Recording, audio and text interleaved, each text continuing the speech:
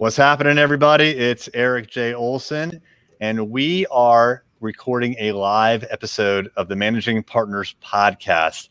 And today I have a guest who I'm going to attempt to pronounce her first and last name, but bear with me if I butcher it. I have actually practiced this. Hey, you're not supposed to be laughing in the background. I have actually practiced it. So, Adaku Nwachukwu. No, Adaku Nwachukwu. There you go. Yeah. You said it perfect. Wow. Hi, Eric. Hello. How are you? I am very well. I'm doing I've already, for everyone who's watching, I've already pre-apologized. I did want to attempt. So thank you for your patience. I appreciate that. Absolutely. And I appreciate that you took the time to try to learn how to say it. Adaku Nwachukwu. Hopefully soon it'll be rolling off of everyone's lips. And everybody's going to know soon. Well, cool. Let me let everyone know a little bit about you. So I'm going to read a bit of your bio here. So Adaku is the founder and managing partner of AN Law Firm in Washington, D.C. She has over 16 years of experience in intellectual property law, working in government technology transfer offices, and in-house legal department, and private practice. She has represented clients from nearly every sector of industry, including small and large biotech and pharmaceutical companies, startups and Fortune 500 tech companies, nonprofit organizations, as well as companies in fintech, edtech, and manufacturing industries. That's a lot of industries. Yes. Wow. Well, welcome to the show. I appreciate you taking the time. Thank you. I am happy to be here. Well, thanks so much. Yeah. Tell us a little bit about your story, who you are, and what you do that we didn't get from the intro. Yeah. So I started my own practice not too long ago in November. And I work in IP transactions, commercial transactions, and data privacy and cybersecurity. And I'm coming from big law. And one of the things that spurred me to start my own practice was not wanting to just be put into one practice group. So IP transactions versus privacy and cybersecurity, I had to choose, didn't want to choose, still wanted to do it all. And I think just having that great scope of diversity in my practice, but that are very complementary, is really advantageous for clients. You may need a contract, but there are security and privacy law issues that you have to, consider, and I can do it all. So, whether, I started in November, yes, in the middle of a pandemic, but one of the things that I think a lot of practices, big and small, have figured out is the companies that were still able to, continue running, maybe they got some loans to continue practicing, they still needed attorneys. So it was still a great time to practice and be able to work with clients and, help them in, whatever capacity they needed. Well, good for you. Congratulations for starting your firm in the middle of a pandemic. That is, yes. That is courageous. It really is. That's not an easy thing to do. And, so many attorneys that we speak to, they get a lot of their business from referrals and, people that they know in networking events or learning events. And I would imagine that you didn't really have those kinds of opportunities, at least not in the last year or so, probably before that, I'm sure. But right. How did you go about getting your first batch of clients? So I was able to get some clients that came with me from my law firm, previous law firm.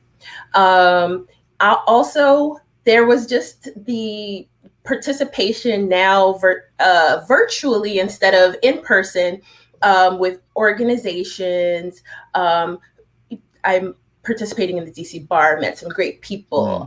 And from there, people have introduced me to other people and other organizations where I'm networking, and I'm meeting people in my same practice, in complementary practices, and greatly diverse practices that I could potentially collaborate with. But definitely one of the things that I realized as I'm starting my practice is, like a large firm where you could pick up the phone and call a partner in a different practice group to assist you with a question you may have, it's very important to build your network as a solo practitioner or a small law firm to, meet and speak to other attorneys in complementary practices and differing practices, so that if you ever have a question on an issue or your client needs services, you can go into your network and just, work with that particular attorney.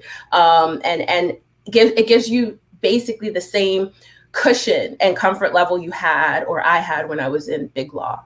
Yeah, we get that a lot from a lot of our clients and the people that we speak to on this podcast. Is the network within the law industry is extremely tight.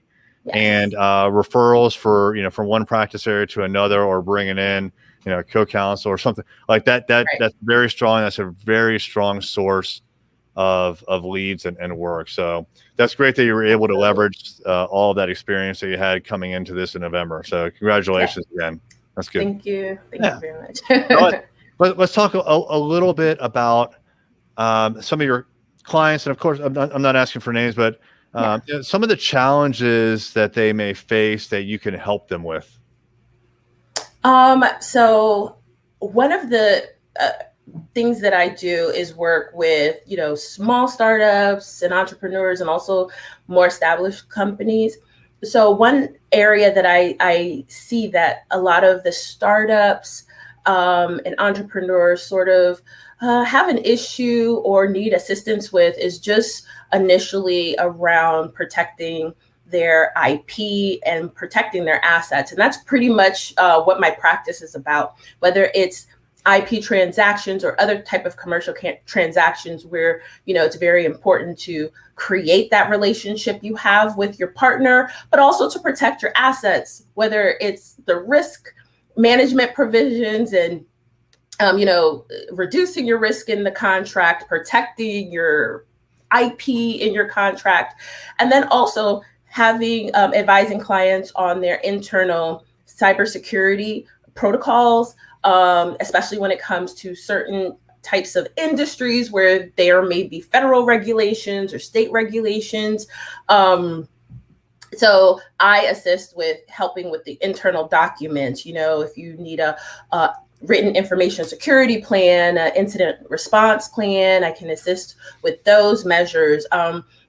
Just helping clients with those types of, I call it, protections, protecting assets, whether IP, intangible, or even the more tangible, network and computers and things of that nature. So that's one of the things that it's very important to those big and small clients, but especially with the startups, it's important to get that in place as soon as possible. I'm 100% with you. And speaking as probably a smaller client, since you're working with 500 Fortune 500 companies, but certainly going back several years when I started working with a business attorney, he would talk about things like our intellectual property, and I was like, what do you mean? And I didn't even realize really that we had it. And so it was really good for me to work with an attorney, a business attorney, to define what that intellectual property was, and that it was valuable to us, and that we wanted to protect it.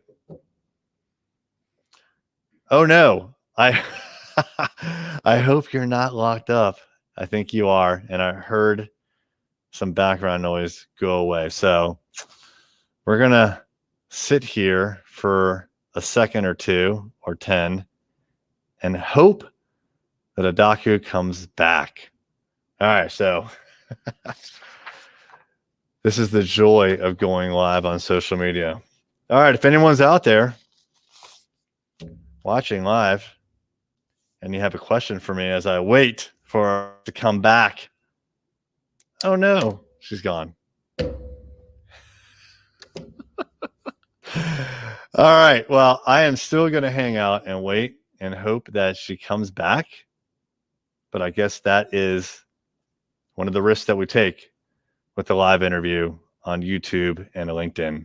So, well, hey, who's watching? Do you have a question for me or about lawyers or about marketing or about anything that will help fill this awkward void right now? If you do, post it as a question. Maybe someone here could post a question. All right, so this is a first. If you're watching, either live or later. Oh, sorry, false alarm. It's just me. oh no, it's Shannon. No, don't add me. She's right behind me. I appreciate you checking in to see what's going on. I'm just gonna hang out, so I don't care how awkward this is. And yeah, hey, yeah, let's see what happens. Oh, what's this? I have a comment. Oh, it's Shannon again. How often do you all do the Managing Partners podcast? That is a great question, Shannon.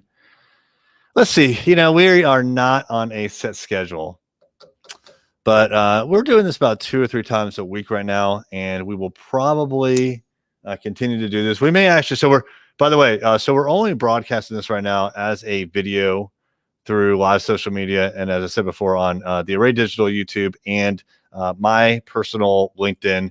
When Kevin is the host, it goes through his LinkedIn as well. So we both have LinkedIn Live. But what we're also going to do is we're going to take the audio from these podcasts and we're going to put them out on the actual podcast platforms. Oh, what do we have here? Hold on, everybody. She is back. She is back. I knew you would come back. Yeah. I was getting comments like this. I love the internet. So Kevin Daisy, the other host of the Managing Partners podcast, how awkward is this right now? I was going to wait. Sorry. It's okay. I had faith that you would come back. No worries. You know what? I will say that was the longest pause that we've had so far. But my apologies. We've had bliss before. But you know what? Hey, look, we were just talking about how you started your company in the middle of a pandemic. Yes. It's a risk, right? People take risks in business. We take a risk by doing this live, and there's internet. That's true. Hey, and we all know it. I mean, how many times have you been on Zoom and someone's like, all right, they're stuck, they're frozen. It happens. So some days I never have any issues, and of course this is one of my most important Zoom video conference calls, of course it's going to happen today. You know what? It's quite all right.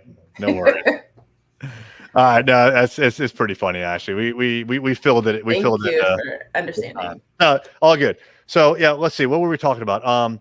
Yeah, so we were talking about your clients, and you were telling us some of their challenges, and I was sharing with you about personally as a business owner, intellectual property, and how I didn't even realize that it was something that I should protect. Right. But before I got with the business attorney, I would try all sorts of. I tried all sorts of things, like my own contracts and my own NDAs, and trying to save money here and there. Yeah. I'm guessing you have experience like this as well. What are some common mistakes that your clients make before they come to you to see if you can solve the problem? So that is the perfect example, getting a template off the internet without customization. One of the things I think clients really need to understand is every business is different. Your intent for entering into that particular contract can be different than what the template was for. Generally speaking, templates online are made to be customized for your industry, for maybe the type of information that you may transfer or that you're collecting, your state. You may have to make specific revisions in your contract because of the state you're located in. So getting a template off the internet is a great starting point, but it shouldn't be your end point. And I would always recommend to seek the advice of a lawyer that is in that particular field. I would say a close second to getting a free template off the internet is to get a free template from a friend. right? That kind of sort of does something you do. I heard that. I heard that too. Same advice, but that does happen. And mind you, that initial friend got it off of the internet. So. Yeah. I truth be told, my first master services agreement was from a buddy, and but I did send it over to my business attorney and said, hey, if this is okay, assuming it's okay, I want to make these kinds of tweaks for my business, and that was actually a pretty good approach for me. Yes, I agree. Kind of a hybrid, and sometimes if you do find a good template to start with and you give it to your business attorney, it could reduce the amount, the costs. So they don't have to sort of create something anew from scratch. Yeah, exactly. Yeah, totally makes sense. So, we talked a lot, a decent amount about referrals and networking. Are there other ways that you currently get new clients, like in particular, to say not from your network? Not really. The best way is maybe increasing my network. I participate, and the way that I'm thinking of is, for example, Clubhouse. Oh, I know for some privacy and security people, that's a dirty word, bad app, but it's really it's really an interesting platform, and there are a lot of potential clients there. And people seeking information, and of course, I don't give legal advice, but it's really there to say, hey, this is some interesting information. I'm giving you this information for informational and education purposes, and then from there, potentially there could be someone reaching out to ask questions and potentially seek legal representation when it makes sense and when it's appropriate. So that's another area. I've had just a handful of situations, but I'm also building my network with other attorneys that I probably would never have met in the other organizations that I'm participating in. So that is, it's interesting, and let's see how that goes. Yeah, definitely interesting. I was only on Clubhouse once for about 2 hours or so, but for me the takeaway was this is going to be time consuming, right? Very time consuming. Yeah, that's the trade-off. It's an active participation, social media, and if you're not there actively participating, there is no social media value. Unlike something like Facebook, where you can create a post, schedule it, and then forget about it for a week. Come Never back. Remember it. If you want to, So that's an option. So it is different. Well, cool. What's on your agenda for the next year or two? Are you planning on growing the firm, expanding? Yeah. I am keeping my options open, definitely. My main focus right now is getting more clients and building my network. For the purposes I mentioned before. But I hope that as the work load increases and I gain more clients, I do hope to expand and potentially hire additional attorneys. And from there, see what happens. Am I going to end up being a huge law practice? Who knows? I'm going to keep that open.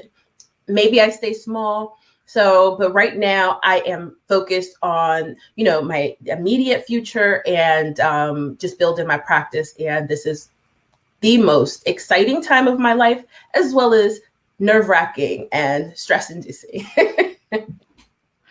Well, congratulations on everything. For anyone who's watching, if they want to reach out and get in touch with you, what is a good way to do that? Oh, yes. By email at adaku@anlawfirmpc.com, or also at info@anlawfirmpc.com, and they can check out my website, anlawfirmpc.com. All right, fantastic. Yes. And for anyone who is watching and is interested in spicing up your law firm marketing, check us out. We're Array Digital, and we are at arraylaw.com. Well, thanks so much. I really appreciate your time. Thanks so much, Eric.